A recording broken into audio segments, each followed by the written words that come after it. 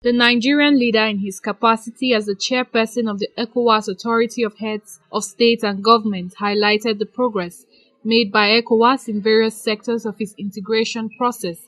In his statement, he emphasized the need for Africa to overcome its challenges and work towards a prosperous future. ECOWAS continues to strengthen efforts to maintain peace and security in the region by ensuring the conduct of peaceful elections in member states to deepen democracy and promote good governance.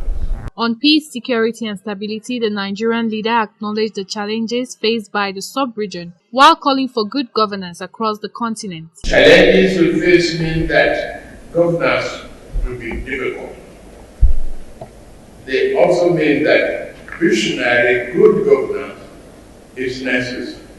President Tinubu clearly warned the disruptors from the past to stay in the past. But here and now, let it be said to whoever the new scramblers might be, our continent may be old, but our spirit is new.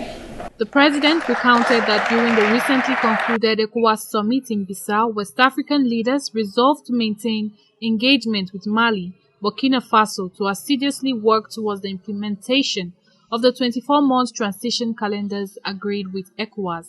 He appealed to international partners to assist to provide necessary support that will ensure the restoration of democratic order in these member states.